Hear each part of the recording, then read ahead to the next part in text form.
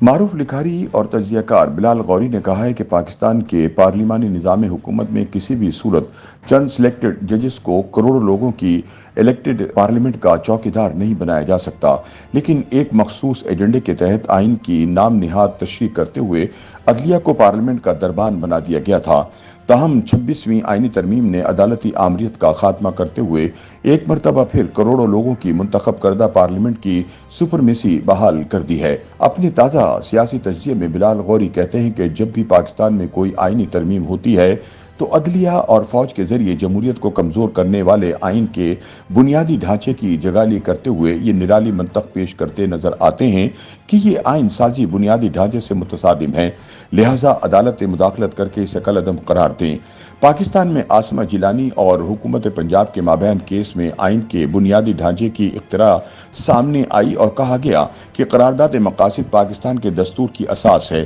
بعد ازاں 8ویں ترمیم کے خلاف سپریم کورٹ میں دائر درخواستوں سمیت کئی آئینی مقدمات میں یہ استدلال اختیار کیا گیا کہ ماضی قریب میں جب راولپنڈی ڈسٹرکٹ بار کی طرف سے 18ویں اور 21ویں آئینی ترمیم کو سپریم کورٹ میں چیلنج کیا گیا تو 17 میں سے 13 جج صاحبان نے قرار دیا کہ اگر کسی آئینی ترمیم میں دستور کے بنیادی خدوخال یا پھر عدلیہ کی آزادی کے خلاف قانون سازی کی گئی تو عدالت اسے کالعدم قرار دے سکتی ہے۔ چیف جسٹس عمر عطا بندیال کی سربراہی میں ایک بینچ نے نیب قوانین میں ترمیم کو کالعدم قرار دے دیا تھا، مگر جسٹس قاضی فائز عیسیٰ کی سربراہی میں 5 رکنی بینچ نے اس فیصلے کو اٹھا کر تاریخ کے کوڑے دان میں پھینک دیا اور کہا کہ سپریم کورٹ کے چیف جسٹس اور دیگر جج صاحبان پارلیمنٹ کے چوکیدار نہیں ہیں، لیکن بعض لوگ عدلیہ کو پارلیمنٹ کا دربان بنانے پر مصر ہیں اور ان کے پاس دلیل یہی ہے کہ آئین کے بنیادی ڈھانچے میں تبدیلی نہیں لائی جا سکتی۔ بلال غوری سوال کرتے ہیں کہ آئین کی کس شق میں یہ وضاحت کی گئی ہے کہ بنیادی حقوق کا باب اور شخصی آزادیوں سے متعلق حصے کو بنیادی ڈھانچے کی حیثیت حاصل ہے؟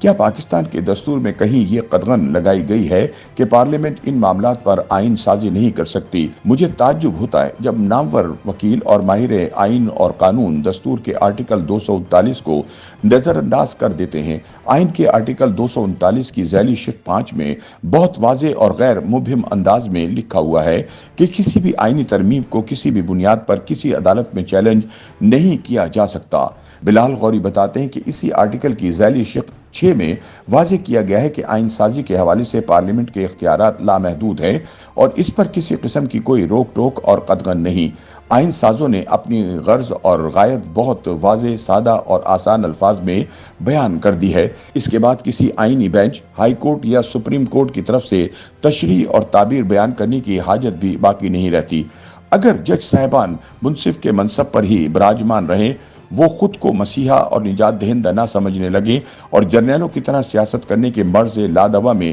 مبتلا نہ ہوں تو آئینی ترمیم کے خلاف دائر ہونے والی درخواستیں رجسٹرار آفس سے ہی بھاری جرمانہ عائد کر کے خارج کر دی جائیں، مگر یہ عالی مرتبت جج صاحبان متفق علیہ معاملات پر ایسی گوہر افشانیاں کرتے ہیں کہ ہم حیران رہ جاتے ہیں۔ بلال غوری کہتے ہیں کہ کچھ معاملات ایسے ہیں جن میں عوام سے مینڈیٹ لے کر آئین سازی کی جا سکتی ہے۔ مثال کے طور پر اگر کوئی سیاسی جماعت پارلیمانی نظام کی جگہ صدارتی نظام لانا چاہتی ہے، کسی کو شریعت نافذ کرنے کا شوق ہے، کوئی لبرل ازم، سیکولرزم یا کسی بھی اور ازم کا دعوے دار ہے، تو وہ انتخابی مہم کے دوران اس ایجنڈے کو اپنے منشور کا حصہ بنائے۔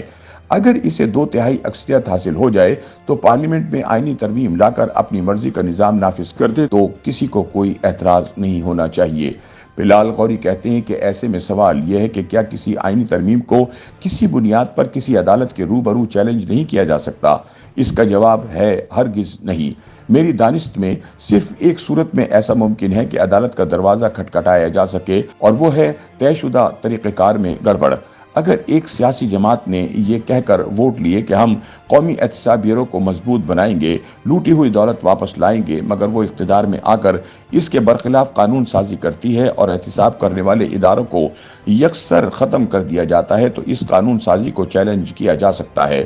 آئین کہتا ہے کہ جب عدم اعتماد کی قرارداد آ جائے تو اس پر ووٹنگ ہوگی، لیکن ووٹنگ کروائے بغیر عدم اعتماد کی تحریک کو مسترد کر دیا جاتا ہے، جیسا کہ عمران خان کے دور حکومت میں ہوا۔ ایسے میں عدالت مداخلت کر سکتی ہے اور اس نے ایسا کیا بھی۔ بلال غوری کہتے ہیں کہ ظلم تو یہ ہے کہ ایوان میں 39 ارکان والی پارٹی جیت جاتی ہے اور 66 ارکان والی جماعت کو ہرا دیا جاتا ہے۔ ایسے میں بھی انصاف کی دہائی دی جا سکتی ہے۔ اگر کسی آئینی ترمیم کے دوران یہ بات ثابت ہو جاتی ہے کہ مطلوبہ اکثریت میسر نہیں تھی یا پھر ارکان پارلیمنٹ سے دھونس، دھاندلی اور جبر کی بنیاد پر زبردستی ووٹ ڈلوائے گئے ہیں تو ایسی صورت میں بھی عدالت کا دائرہ اختیار بنتا ہے، مگر یہ بنیادی آئینی ڈھانچے والا ڈھکوسلا اب بہت پرانا ہو چکا ہے، لہٰذا کسی نے 26ویں آئینی ترمیم پر سپریم کورٹ سے رجوع کرنا ہے تو کم از کم استدلال اور منطق ہی بدل لی جائے۔